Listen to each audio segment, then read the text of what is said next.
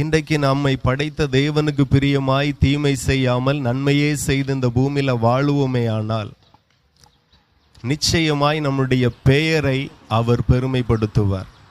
வேதத்தில் ஆதியாகமத்தில் ஆண்டவர் எழுதியிருக்கிறார், உன் பெயரை நான் பெருமைப்படுத்துவேன், நீ ஆசீர்வாதமாய் இருப்பாய் என்று. படைத்த தேவன் எதை விரும்புகிறாரோ அதன்படி நாம் வாழுவோமே ஆனால் அவர் நம்முடைய பெயரை பெருமைப்படுத்துகிறார். அவர் நம்முடைய பிள்ளைகளுடைய பெயரை பெருமைப்படுத்துகிறார்.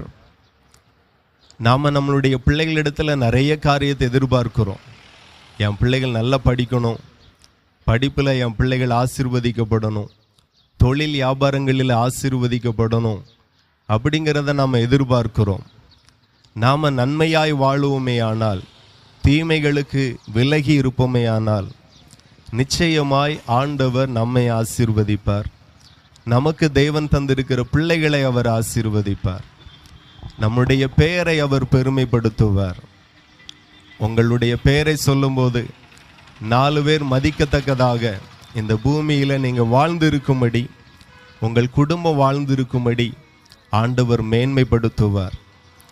சங்கீதம் 37:27 சொல்லுகிறது, தீமையை விட்டு விலகி நன்மை செய், என்றென்றைக்கும் நிலைத்திருப்பாய் என்று ஆண்டவர் சொல்லுகிறார். இந்த பூமியில் ஒரு மனுஷனுக்கு வாழ்வு எப்பொழுது வரும் என்றால், தீமை விட்டு விலகி அந்த மனுஷன் நன்மை செய்வானானால் அந்த மனுஷனை அவர் நிலைத்திருக்க பண்ணுகிறார். இன்றைக்கு நிறைய பேர்